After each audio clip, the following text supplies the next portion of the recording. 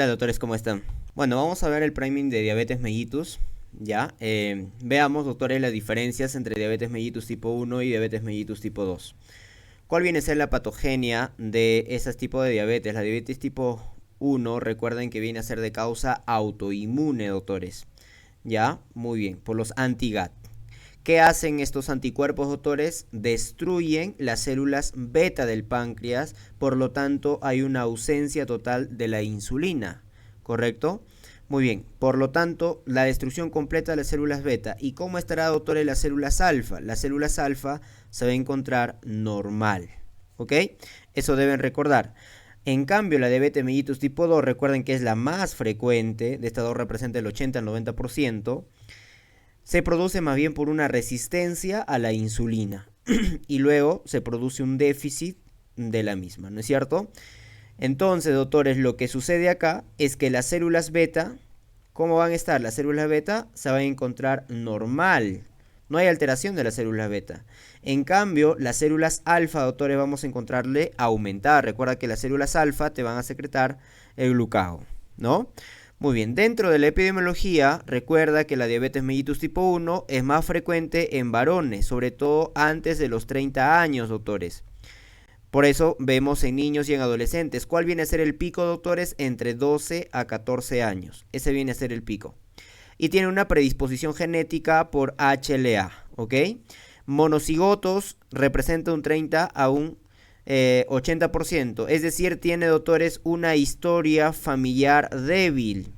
A diferencia de la diabetes mellitus tipo 2, que los monocigotos están en un 90%, doctores. ¿Qué quiere decir? Que tiene una historia familiar marcada, ¿ok?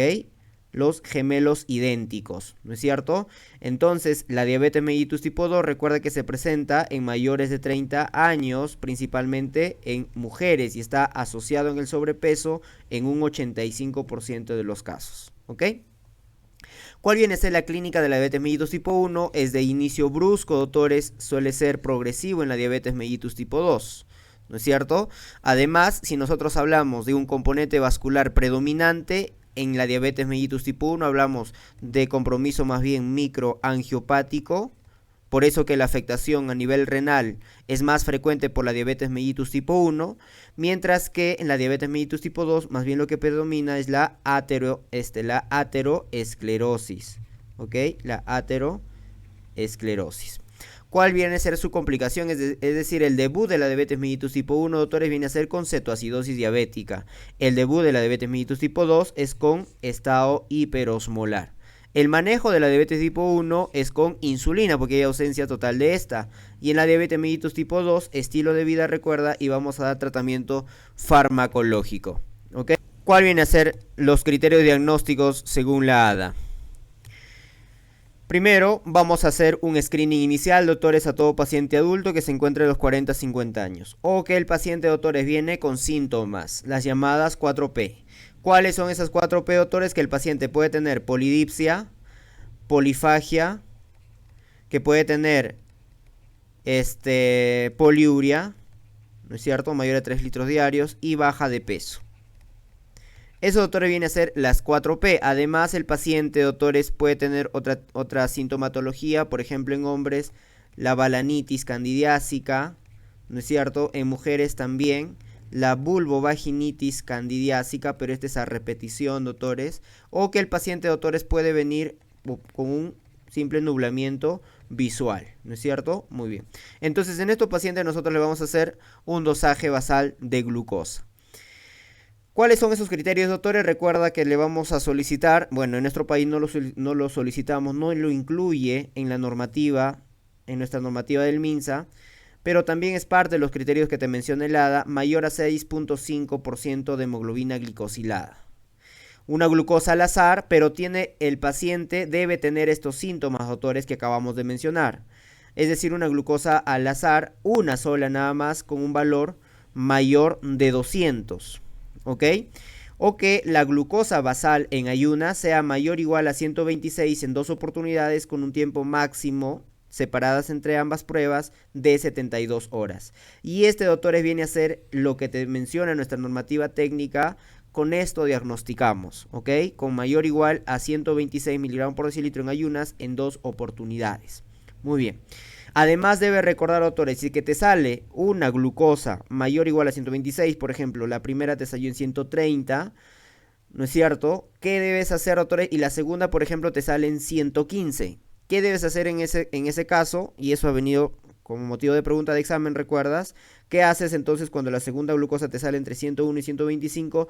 Solicitas tolerancia oral a la glucosa, ¿ok? Y de acuerdo a la tolerancia oral de la glucosa vas a evaluar, doctores, ¿con cuántos gramos de glucosa le vas a hacer? Con 75 gramos de glucosa. Y lo vas a evaluar a las 2 horas. Recuerda que te da diagnóstico mayor de 200 miligramos por decilitro. Entonces, doctores, ¿cómo diagnosticamos la diabetes mellitus tipo 2? Al azar, pero que tenga síntomas mayor de 200 miligramos por decilitro, una hemoglobina glicosilada mayor o igual a 6.5, una en ayunas mayor o igual a 126, recuerda que es mayor o igual a 126 en 2 oportunidades, o una tolerancia oral de la glucosa mayor a 200. Un test de tolerancia oral a la glucosa.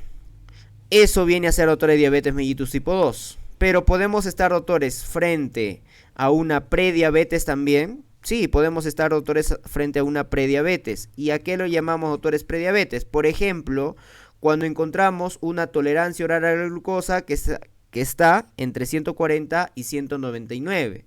Cuando encontramos una glucosa en ayunas entre 101 y 125, es decir, menos de 126 y mayor a 100. ¿Ok?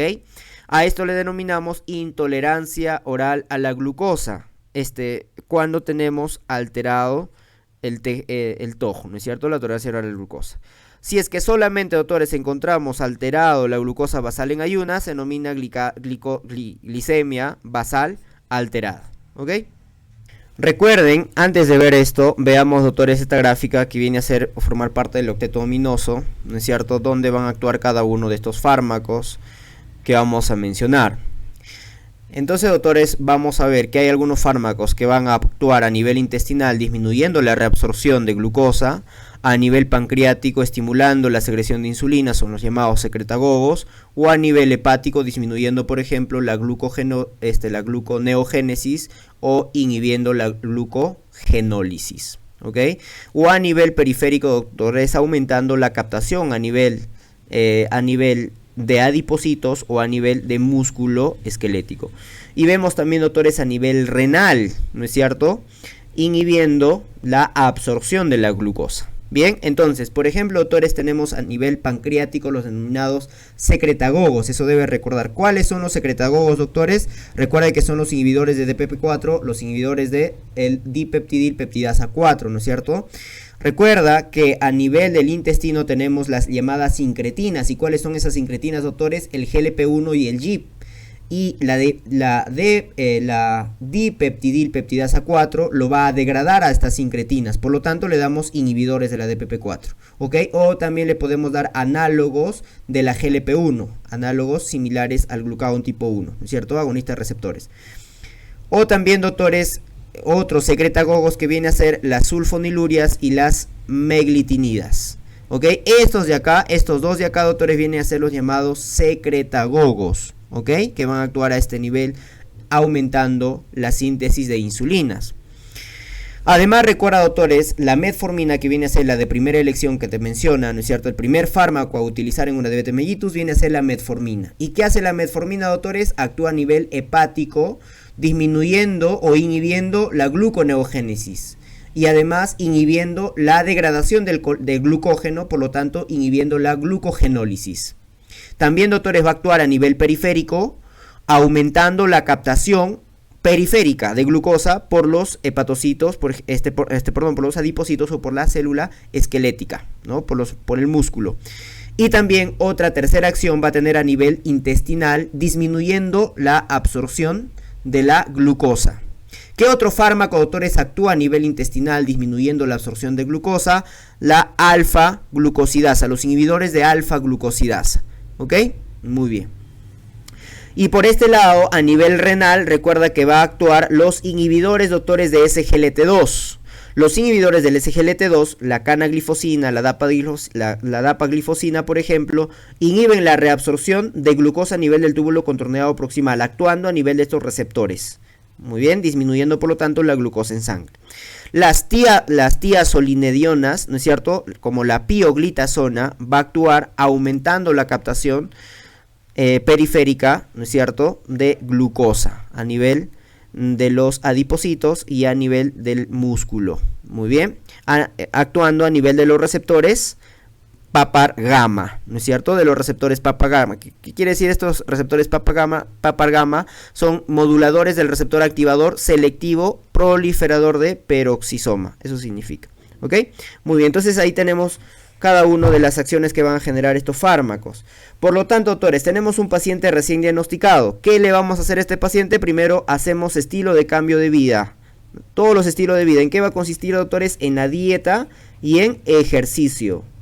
¿Por cuánto? 3 meses, ¿no es cierto? Le vamos a sumar la metformina. Recuerda que la metformina, doctores, es el primer fármaco que empleamos en el tratamiento de la diabetes mellitus tipo 2. ¿Cuál es su mecanismo de acción? Aumento a nivel periférico, la sensibilidad de la insulina, captando a nivel de del músculo, disminución del glucógeno, ¿no es cierto?, a nivel hepático y disminución de la absorción a nivel intestinal. Ese viene a ser su mecanismo de acción de la metformina.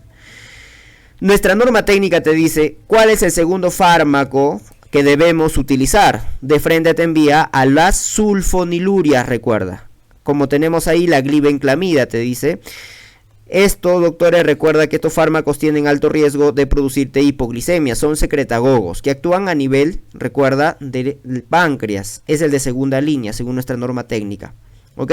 Ahora también hay, doctores, enfoque basado en los pacientes. Es decir, si es que el paciente, doctores, yo lo encuentro con una hemoglobina glicosilada mayor a 10%, yo lo encuentro al paciente con una glucosa al azar mayor de 300, glucosa mayor de 300, le tengo que dar insulina. ¿Ok? Por el otro lado, doctores, a este paciente, si es que tiene riesgo cardiovascular, si es que el paciente tiene insuficiencia cardíaca, doctores, yo le voy a dar inhibidores de los SGLT2, como por ejemplo la empaglifosina, canaglifosina, ¿no? Porque estos fármacos, doctores, los inhibidores de SGLT2 han aumentado, primero, han mejorado el riesgo cardiovascular y segundo, son mejores, digamos, en falla cardíaca o en pacientes que tienen diabetes mellitus tipo 2 y falla cardíaca con insuficiencia cardíaca. Además, han demostrado que han disminuido la insuficiencia cardíaca en pacientes no diabéticos y recuerda que en la última actualización que ha salido de la guía de insuficiencia cardíaca ya lo incluyen como tratamiento a los SGLT2, ¿ya? Entonces hay que tener en cuenta esos fármacos. Y por ejemplo, si es que el paciente, doctores, tiene obesidad, yo le doy análogos, los GLP-1 análogos de la GLP-1, por ejemplo, liraglutide, ¿no es cierto? Porque estos han disminuido la obesidad, ¿no? Muy bien. Doctores, veamos otros acá, tipos de fármacos ya, para tenerlo más en cuenta porque ha sido motivo de pregunta de examen. La metformina, decíamos, es la de primera elección. ¿Cuál es su mecanismo de acción, doctores, de la metformina?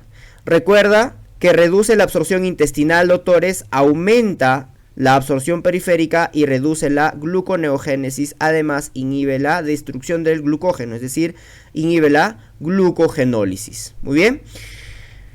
Recuerda, doctores, que la reacción adversa más frecuente viene a ser la dispepsia, es decir, el paciente va a cursar con náuseas, vómitos, diarrea, y lo más severo, doctores, viene a ser la acidosis láctica, pero esto va a ser desencadenado por la sepsis, por ejemplo, va a ser desencadenado por la hipoxia o va a ser desencadenado cuando el paciente tiene una enfermedad renal crónica. Por lo tanto, debes recordar que la metformina está contraindicado con una tasa de filtración menos de 30 mililitros por minuto, ¿ok? Y tienes que ajustar la dosis, doctores, cuando tienes una filtración entre 30 a 60 mililitros por minuto, ahí tienes que ajustar la dosis. ¿Ok? Muy bien. Otra de las características que debes recordar de la metformina por ahí tal vez es que te disminuye la absorción de la vitamina B12. Las sulfonilurias, doctores, recuerda que son de segunda línea. Ya son de segunda línea. Su mecanismo de acción, doctores, van a actuar a nivel de canal, ¿no es cierto? De potasio ATP. Ya, a nivel del canal de potasio ATP, este canal donde se va a encontrar la célula beta pancreática, por lo tanto te va a aumentar, doctores, la secreción de insulina y el mismo mecanismo de acción van a tener las metiglinidas que también van a actuar a nivel del canal potasio ATP, ¿ok? Aumentando la insulina, por lo tanto es secretagogo, no lo olvides. ¿Cuál es su mecanismo de acción? Secretagogo, aumenta la insulina. Las reacciones adversas principalmente de las sulfonilurias que debe recordar, doctores, es la hipoglicemia y también que te aumenta de peso. ¿Ok? En relación con la enfermedad renal crónica, doctores, debes recordar que la glibenclamida está contraindicado en cualquier grado de enfermedad renal crónica. No se da, doctores. Mientras que las otras se pueden dar cuando tiene una tasa de filtración glomerular mayor de 30 mililitros por minuto, por ejemplo la glimeperida, y mayor a 45 mililitros por minuto la glicacida, pero, doctores, ajustando dosis. ¿Ya? Muy bien. Entonces recuerda este dato, que la glibenclamida no se da en enfermedad renal crónica, en ningún grado. Los inhibidores de SGLT2, doctores, acá colócale una I, por favor. Inhibidores de SGLT2, recuerda que tienen mejor efecto cardiovascular. Acá tenemos, por ejemplo, la empaglifosina. Y también, doctores, tenemos la dapaglifosina. Recuerda, la dapaglifosina es la que ha demostrado mayor disminución de la fracción de eyección. En pacientes que tienen disminución de la fracción de eyección. Por lo tanto, es el que ha mejorado más en insuficiencia cardíaca. Es el que ha disminuido más insuficiencia cardíaca. ¿Ok?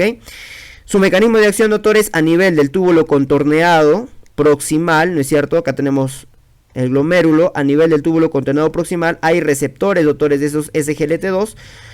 Estos receptores de SGLT2 te van a absorber glucosa. Por eso recuerda de tu fisiología que la glucosa se absorbe al 100% en el túbulo contorneado proximal. Y son por estos receptores que se va a absorber, doctores. Por lo tanto, si inhibimos estos receptores, el paciente la glucosa lo va a botar por la orina. ¿No es cierto? De esta manera estamos ayudando. ¿Cuál es su reacción adversa? La que debe recordar, infecciones urinarias. ¿Ok? Entonces acá recuerda los inhibidores de SGLT2, terminación glifosina. Ya, terminación glifosina. Tenemos también, doctores, los inhibidores de DPP4. Recuerda que estos inhibidores de DPP4 son secretagogos, ¿ok? Es decir, lo que te van a hacer, doctores, es aumentar la insulina a nivel pancreático.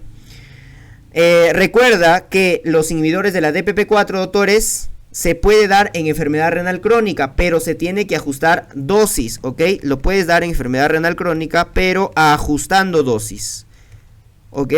Esta ha sido una pregunta del último examen de residentado. Te decían, ¿cuál es el fármaco que puedes utilizar en un paciente con enfermedad renal crónica moderada y avanzada? Algo así era la pregunta. Y la respuesta es linagliptina, doctores. Esta linagliptina se puede utilizar en enfermedad renal crónica en cualquier grado de enfermedad renal crónica sin modificar dosis, ¿ok? Eso debes recordar, ¿ya? No se modifica dosis en la linagliptina. Su mecanismo de acción aumenta la vida media de estas sincretinas. Su reacción adversa, la hepatotoxicidad, por ejemplo, ¿no? Muy bien, ¿ya? Entonces, recuerda terminación gliptina de los DPP4.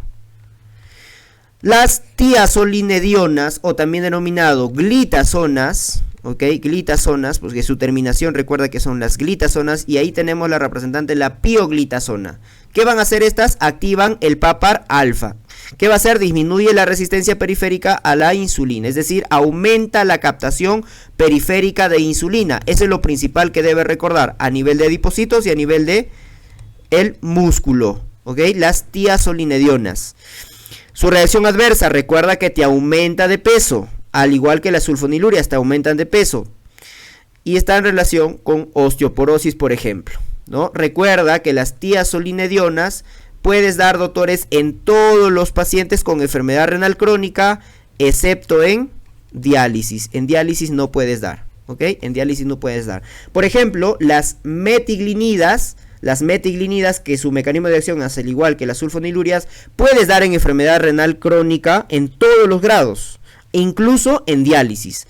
Las tiazolinedionas no puedes dar en diálisis, pero sí en los otros grados de enfermedad renal crónica, ¿ok? Muy bien. Y los agonistas del GLP-1, doctores, ¿quiénes tenemos acá, por ejemplo? El exenatide y el liraglutide, ¿ok? Tenemos estos dos fármacos representantes. Mejor efecto en el peso. ¿Quién? El liraglutide. Doctores, este liraglutide es el que está aprobado para el tratamiento de la obesidad en pacientes no diabéticos. Recuerda que te bajan de peso, ¿ok? Su mecanismo de acción, agonista del GLP-1, eleva la insulina, controla la glucemia postprandial y el vaciamiento. ¿Cuál es su reacción adversa que debes recordar? Probablemente te pueden producir pancreatitis. Y otra de las características es que también te va a disminuir, doctores, el riesgo cardiovascular. Por lo tanto, doctores, ¿quién te disminuye el riesgo cardiovascular que debes recordar? Te disminuye el riesgo cardiovascular los análogos, ¿no es cierto? Los análogos del GLP-1.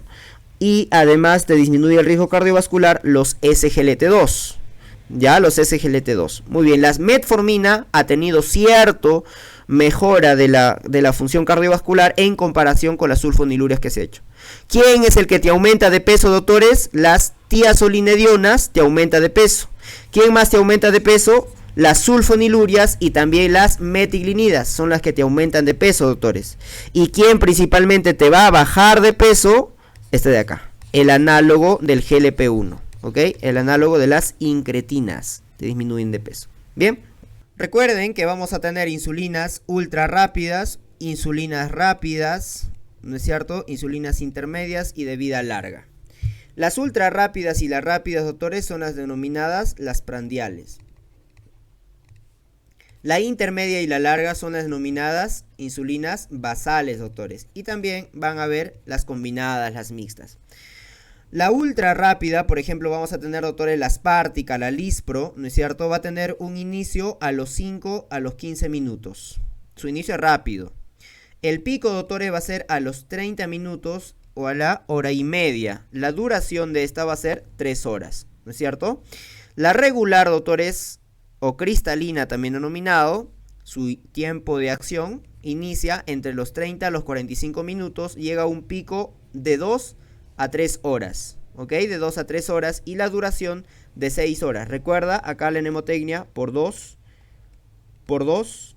y por 2. Fácil para que recuerdes porque vamos a hablar de ultra rápidas, rápidas, intermedia y larga. Ya la duración. 3 empiezas por 2, ¿ok? Entonces estas prandiales, doctores, ¿dónde lo vas a utilizar? Su uso preprandiales, ¿no es cierto? En las hiperglicemias, ¿ok? Muy bien. La intermedia, doctores, o NPH, su inicio va a ser a los 90 minutos. Su pico entre las 8 a las 10 horas y su duración, doctores, va a ser de 12 horas, que debes recordar. Como esta es intermedia, le puedes dar, doctores, 2 veces al día, ¿ok? Porque su duración es de 12 horas, ¿no es cierto? Entonces le vas a dar 2 veces al día. Es la que generalmente se utiliza. Y las otras, doctores, que son mucho mejores decimos del control basal, ¿no es cierto? Porque no tienen un pico, generalmente pasan de largo todo el día. Tenemos la glargina y el detemir. Su inicio es a los 90 minutos. Estas de acá no tienen pico generalmente, ¿no es cierto? Su duración 24 horas y se da una vez por día, por eso también son las insulinas basales, ¿ok? Muy bien. Y acá lo vemos, doctores, de las insulinas basales, ¿no es cierto? Que generalmente se mantiene durante todo el día, ¿no? Por eso es que generalmente no hace pico. ¿Qué pasos debemos seguir, doctores, en el manejo de las insulinas? Primero, tenemos que dejar todos los fármacos orales, ¿ok? Todos los antidiabéticos. El manejo solamente va a ser con insulina. Recuerda que el manejo de insulina vamos a dar en un paciente con una hemoglobina glicosilada mayor a 10%. O vamos a dar cuando tiene el paciente una glucosa, ¿no es cierto? Que lo hayamos encontrado con todos los síntomas mayor de 300. Le iniciamos directo con insulina.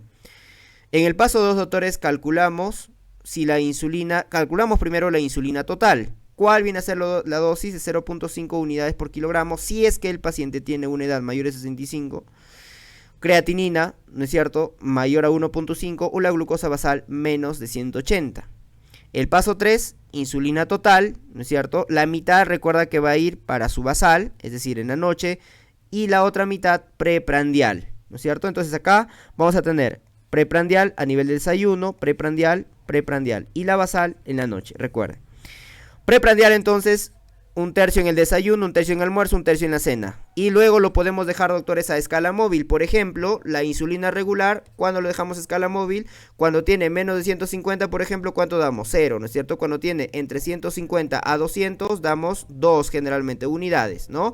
Cuando tiene, doctores, entre 200 a 250, le dejamos 4 unidades. Y cuando tiene entre 250 A 300 le dejamos 6 unidades y cuando está mayor de 300 le dejamos 8 unidades, ¿no es cierto? Eso viene a ser la escala móvil que podemos dejar en estos pacientes, por ejemplo, con una insulina regular.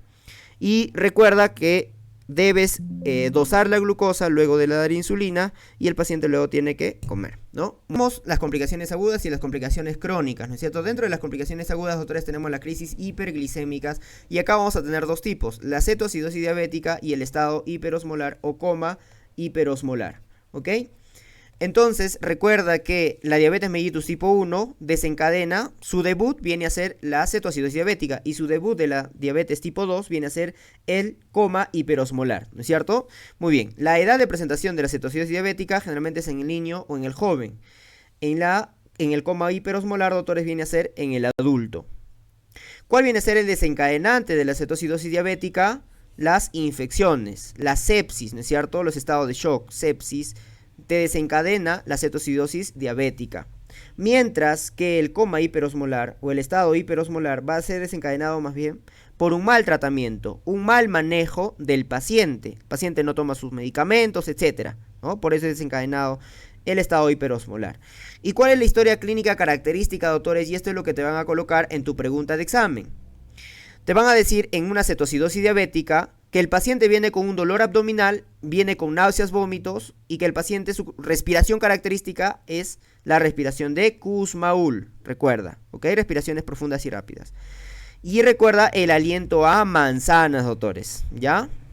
En el estado hiperosmolar viene el paciente, por eso también se denomina coma hiperosmolar, viene con alteración del sensorio y recuerda que acá la deshidratación, doctores, es severa. ¿Ok? A diferencia de la cetoacidosis diabética, que puede haber también una deshidratación, pero es moderada. Mientras que en el coma hiperosmolar es una deshidratación severa. La glucosa en la cetoacidosis diabética va mayor a 250, pero menos de 500. En el coma hiperosmolar va mayor de 600. La osmolaridad, ¿cómo está, doctores? En la cetoacidosis diabética está disminuido, menos de 320. ¿Cómo está el bicarbonato? Menos de 18. Y el pH está menos de 7,3. A diferencia del coma hiperosmolar, mayor de 320 la osmolaridad, el bicarbonato mayor de 18 y el pH mayor de 7,3. Otra de las características que te ponen en tu examen son los cuerpos cetónicos, doctores. Y los cuerpos cetónicos de cetoacidosis diabética, acuérdate que está presente en esta patología, en la cetoacidosis diabética, y está ausente en el estado hiperosmolar. ¿Cuál viene a ser su tratamiento, doctores, de la cetoacidosis diabética y tanto del estado hiperosmolar? La hidratación, ¿ok? La hidratación. La hidratación en el estado hiperosmolar viene a ser lo primero que se hace, doctores, a diferencia de la cetoacidosis diabética que puedes iniciar con insulina y luego dar hidratación, ¿ok? Porque el estado hiperosmolar viene con una hidratación más bien severa, ¿no es cierto? Y la insulina que vas a dar, doctores, va a ser depende del valor que tenga el potasio. Si el potasio está, doctores, menos de 3,3, le reponemos potasio, 40.000 equivalentes y no le damos insulina. Porque la insulina lo que hace, recuerda, es meter potasio en la célula. Por lo tanto, no podemos dar insulina, le llevamos más a una hipocalemia. Si es que tenemos un potasio entre 3,3 a 5,2, le damos potasio, 20.000 equivalentes, y ya le podemos dar insulina. Potasio más insulina. Y si es que tenemos un potasio mayor de 5,2, le damos insulina. ¿Cuál es la dosis de la insulina? 0,1 unidades por kilogramo en bolo endovenoso que le vamos a dar al paciente. ¿Cuándo damos, doctores, bicarbonato en la cetoacidosis diabética? Si es que el pH es menos de 6,9 o tenemos un bicarbonato menos de 8. Doctores, veamos las complicaciones crónicas de la diabetes mellitus tipo 2 y acá vamos a tener complicaciones microvasculares y complicaciones macrovasculares. Recuerda que estas complicaciones, doctores, son el resultado de una hiperglicemia crónica, sobre todo más en las microangiopáticas, ¿ok? Entonces, doctores, veamos las complicaciones microvasculares. Tenemos la retinopatía, tenemos la neuropatía y tenemos la nefropatía. De la retinopatía lo que debe recordar, doctores, es que es la primera manifestación, viene a ser los microaneurismas, es la primera manifestación. Y esta retinopatía, puede ser no proliferativa o puede ser proliferativa, doctores. La no proliferativa, recuerda que se caracteriza ¿por qué? Por exudados algodonosos, ¿no es cierto? Por hemorragias intrarretinianas, y la proliferativa, doctores, se caracteriza por la formación de vasos, es decir, por la neovascularización. ¿ok? Por la neovascularización. Recuerda que la causa más frecuente de pérdida de la visión en un ojo viene a ser la hemorragia vítrea, doctores, ¿ok? Y si es que nos preguntan, la pérdida de la agudeza visual, generalmente en un diabético tipo 1, se produce por una retinopatía proliferativa, mientras que en un diabético tipo 2 se produce por un edema macular. Otra complicación, doctores, tenemos la neuropatía. Lo más frecuente viene a ser la polineuritis diabética. Eso es lo más frecuente, que sea una polineuritis. Y recuerda que es simétrica, es distal, de predominio sensorial, ¿no es cierto? Disminución de la sensibilidad, sobre todo en guante y calcetín. Y además el paciente que va a tener, doctores, tiene parestesias. Recuerda que además el paciente puede tener abolición de los reflejos osteotendinosos, ¿ok? Abolición de los reflejos osteotendinosos, y también tiene pérdida del sentido vibratorio. Una de las complicaciones de esta neuropatía viene a ser la artropatía de Charcot, que tiene una pérdida sensitiva, ¿no es cierto? Pérdida sensitiva dolorosa, una pérdida de la sensibilidad térmica y propioceptiva además, ¿ok? La nefropatía, doctores, es otra de las complicaciones que debemos recordar. La nefropatía es la causa, o digamos que la diabetes mellitus tipo 2 es la causa más frecuente de enfermedad renal crónica terminal. Es la causa más frecuente de enfermedad renal crónica terminal, doctores, y recuerda que también es la causa más frecuente de síndrome nefrótico en el adulto, ¿ok? Lo más frecuente y la más grave viene a ser la diabetes mellitus tipo 1, es la más frecuente y la más grave, ¿ok? La lesión más frecuente, recuerda que es la glomeruloesclerosis. La lesión más específica es la glomeruloesclerosis nodular de Kimmel-Stiel-Wilson, ¿ok? Y recuerda que esto va a cursar, ¿no es cierto?, desde la parte, digamos, más reciente de que el paciente tiene diabetes mellitus tipo 2. Lo primero que va a suceder, doctores, es aumento del crecimiento renal. Hay un crecimiento renal primero y además una tasa de filtración glomerular que está aumentada, ¿ok? Luego, doctores, lo que pasa es un engrosamiento de la membrana basal. Y en tercer lugar, lo que vamos a encontrar, doctores, viene a ser la microalbuminuria, característico, ¿no es cierto?, de una nefropatía diabética. ¿Cuál viene a ser la primera alteración? Hay preguntas por ahí que te pueden hacer caer. La primera alteración incipiente, doctores, diabética es esta de acá, la microalbuminuria, ¿ok? Luego, doctores, el paciente ya puede cursar con una proteinuria, ¿no es cierto? Recuerda, microalbuminuria de 30 a 300 miligramos por día que va a tener el paciente. Entonces luego el paciente puede tener una proteinuria persistente. Acá ya el paciente, doctores, puede tener hipertensión arterial porque cursa con una tasa de filtración glomerular disminuida, ¿ok? Luego, doctores, el paciente lo que puede tener ya es, por ejemplo, uremia, ¿no es cierto? Puede tener una acidosis tubular renal, recuerda, la que tiene es la tipo 4, y puede cursar ya con una insuficiencia renal terminal, ¿ok? Por el otro lado tenemos, doctores, las complicaciones macrovasculares y tenemos la arteriopatía coronaria, porque esta es la que afecta con mayor frecuencia la ateroesclerosis en un paciente diabético, ¿ya? Entonces te va a afectar y es la de mayor mortalidad que te va a producir. La causa más frecuente de mortalidad en diabéticos va a ser la arteriopatía coronaria. Ateroesclerosis, entonces, ¿cuál es el factor de riesgo para que te dé ateroesclerosis? La microalbuminuria y la macroalbuminuria, ¿no es cierto? Angina o infarto agudo de miocardio sin dolor, recuerda. Por eso hablamos de un equivalente anginoso en los pacientes diabéticos, es la disnea, porque el paciente no te ocasiona dolor, ¿no? La otra complicación viene a ser la enfermedad vascular periférica, doctores. La más frecuente, ateroesclerosis a nivel de la arteria femoral, recuerda. Ya a nivel de la arteria femoral. También, doctores, puede haber afectación de la arteria tibial y afectación de la arteria peronea. Y esta afectación de estas arterias te produce una claudicación intermitente que es característica de la enfermedad vascular periférica.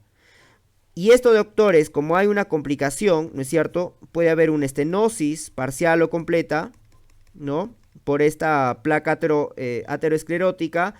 Luego puede cursar una isquemia, ¿no es cierto? Y luego puede cursar con una úlcera. Y se empiezan, doctores, a formar las úlceras a nivel de las extremidades inferiores. ¿Cómo hacemos su diagnóstico de la enfermedad vascular periférica o de la enfermedad arterial periférica? Recuerda, arterial principalmente, arterial periférica, con índice de tobillo-brazo menor o igual a 0.9. ¿Ok? Otra de las complicaciones, doctores, la enfermedad cerebrovascular. Recuerda que se encuentra principalmente en pacientes ancianos, ¿no es cierto? Mal controlados de su presión arterial. Por eso que estos pacientes diabéticos, que además pueden cursar con hipertensión arterial, como acabamos de ver, tenemos que manejar su presión arterial. Su objetivo es menor de 130/80, el objetivo de la presión arterial en pacientes diabéticos. ¿Ok? Muy bien. El síndrome de Cushing, doctores, ¿cuál viene a ser su epidemiología? Recuerda que se presenta en pacientes principalmente mujeres entre 20 a 40 años. ¿Ok? La causa más frecuente del síndrome de Cushing, recuerda que es exógeno, ¿no es cierto? Y atrogénico, por tratamiento con corticoides, ¿no? De manera continua y altas dosis. Podemos tener, doctores, una enfermedad primaria, secundaria, ¿no es cierto? La primaria es por ACTH independiente. Y por ejemplo ahí tenemos un adenoma suprarrenal.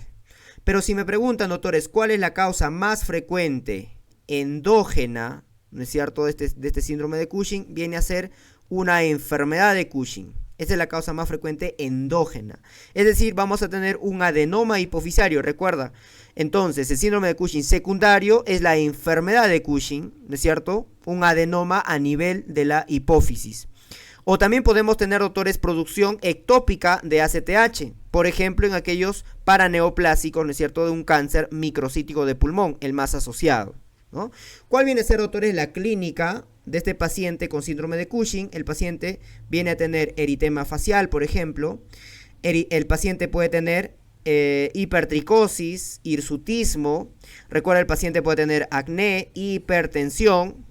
¿Ya? El paciente puede tener, doctores, atrofia muscular también, recuerda. Las llamadas estrías, la obesidad central y las llamadas estrías rojo-violáceas, doctores, que debe recordar. La hiperpigmentación, ¿no es cierto? El paciente, doctores, está asociado con osteoporosis por aumento del cortisol. ¿Correcto? Muy bien.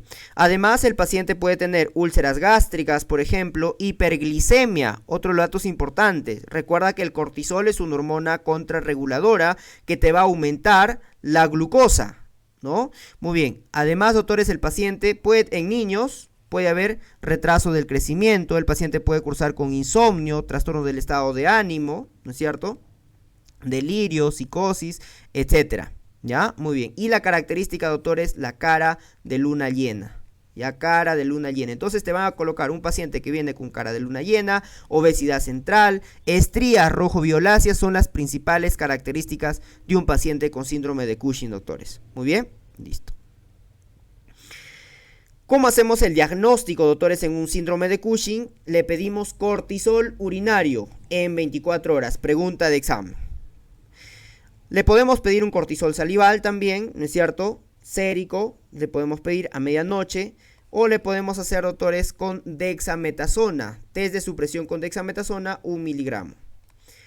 Vemos, doctores, la ACTH. Si es que la ACTH, doctores, está normal o está bajo, es un primario, ¿no es cierto? Es decir, es independiente de la ACTH.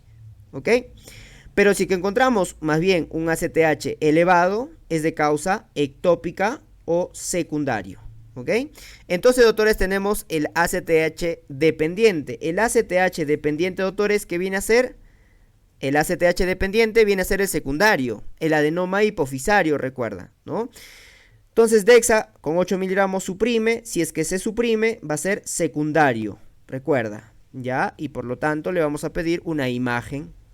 Si es que no se suprime, doctores, es ectópico porque es ACTH dependiente. Recuerda eso. Si es que no se suprime y sigue produciéndose, seguimos encontrando, ¿no es cierto?, cortisol elevado, le vamos a pedir una radiografía de tórax. ¿Ok? Muy bien. Y en el manejo del síndrome de Cushing, doctores, si es que obviamente hablamos, la causa más frecuente es exógena. Por lo tanto, en una causa exógena, le disminuimos los corticoides o le suspendemos los corticoides, ¿no? Pero hablamos también que la causa más frecuente de un Cushing endógeno, doctores, es la producción de ACTH dependiente, es decir, por un adenoma hipofisario. Por lo tanto, ¿qué hacemos en estos pacientes con adenoma hipofisario? Una adenomectomía transesfenoidal. ¿Ok? Transesfenoidal. Eso vamos a hacer. Porque es producido por un adenoma. Por lo tanto, hacemos un adenomectomía transesfenoidal. Podemos sacarle la glándula suprarrenal, adrenalectomía, o si es que es un tumor ectópico, tumorectomía. En segunda línea le podemos dar metirapone o ketoconazol, doctores. Doctores, veamos insuficiencia suprarrenal, insuficiencia adrenal, ¿no? Y la más característico, la enfermedad de Addison. Para eso, doctores, debes recordar las hormonas que se sintetizan a nivel de la corteza, ¿no es cierto? A nivel de la corteza, recuerda, tenemos la zona reticular, tenemos la zona fascicular, ¿no es cierto? Y tenemos la zona glomerular. Recuerda que a nivel de la zona reticular vamos a secretar el DEA, ¿no es cierto? A nivel de la zona fascicular vamos a secretar los glucocorticoides como el cortisol, y a nivel de la zona glomerular los mineralocorticoides como la aldosterona, ¿no? Que va a actuar a nivel del túbulo colector, ¿ya? Por lo tanto, si hay insuficiencia suprarrenal, doctores, lo que va a estar deficiente, doctores, son estas hormonas de acá. Estas lo vamos a tener disminuidas, ¿ya? Muy bien, entonces, doctores, me cuentan una paciente mujer de 40 años con antecedente de tuberculosis. Dato importante, que acude a emergencia por hipotensión, fatiga, hipercalemia, estado mental alterado y se ve hiperpigmentación gingival, característica clínica de una insuficiencia adrenal primaria o enfermedad de Addison, ¿ok? O enfermedad de Addison. Muy bien. Recuerda, doctores, la epidemiología de este paciente suele ser en mujeres y la etiología, tuberculosis en nuestro medio, doctores, viene a ser la tuberculosis, es la causa más frecuente de insuficiencia suprarrenal, pero en el mundo es la adrenalitis autoinmune, ¿ok? Entonces esta paciente viene con un antecedente de tuberculosis. La historia clínica que me va a presentar, doctores, el paciente tiene astenia, fatiga, cansancio. Recuerda que es el síntoma más frecuente que vamos a encontrar. El paciente puede cursar, doctores, con hipotensión. ¿Por qué cursa con hipotensión, doctores? Porque el paciente recuerda que hay una disminución de la aldosterona, hay una disminución del cortisol, ¿no es cierto? Y hay una disminución de los andrógenos. Por lo tanto, como hay una disminución de la aldosterona, se activa el sistema renina-angiotensina-aldosterona, se activa la renina y como consecuencia podría compensar esta hipotensión. Pero al inicio, como hay una disminución de la aldosterona, no se absorbe sodio, no se absorbe agua y el paciente cursa con hipotensión. Además, como no se está absorbiendo sodio, cursa con hiponatremia. El cortisol es una hormona contrarreguladora. Si yo tengo cortisol bajo, yo tengo hipoglicemia. Además, en contraparte, si hay una disminución de la absorción del sodio, por lo tanto va a haber una disminución en la eliminación del potasio y el paciente cursa con una hipercalemia. El paciente cursa con una hiperpigmentación, ¿ok? Y además puede tener pérdida de la libido. Entonces, doctores, cuando nosotros hablamos de una insuficiencia renal primaria, tiene todos estos síntomas, todas estas tres hiper, ¿no es cierto? Hipercalemia, hiperpigmentación, hiperazoemia también tiene. Y además tiene tres hipos, recuerden, que lo vemos acá: hipotensión, hiponatremia, hipoglucemia.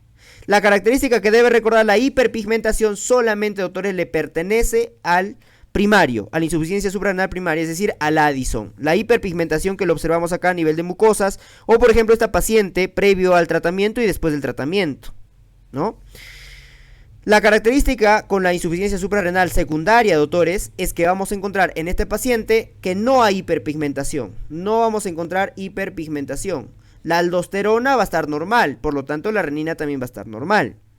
El diagnóstico, ¿con qué lo vamos a hacer, doctores? Con cortisol bajo, ACTH. Pero recuerda, el que se utiliza y muy útil es la prueba con estímulo de ACTH. Es decir, vamos a dar ACTH al paciente.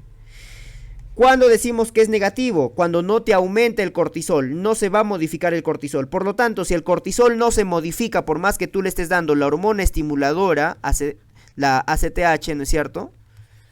Es decir, la glándula se encuentra mal. Por lo tanto, hablamos, si es que es negativo, hablamos de un primario. Y es positivo, doctores, cuando más bien aumenta el cortisol, cuando hay una respuesta al cortisol. Por lo tanto, estamos hablando de un secundario o de un terciario, ¿ya? En el tratamiento de la insuficiencia adrenal tenemos que tratar lo que le falta al paciente. Habíamos mencionado que hay una disminución de todas estas sustancia, la aldosterona. Por lo tanto, yo al paciente puedo dar puedo dar mineralocorticoides por el hipoaldosteronismo que tiene, glucocorticoides por disminución del cortisol que tiene el paciente, y andrógenos principalmente en las mujeres, ya, así que es necesario, ¿ok?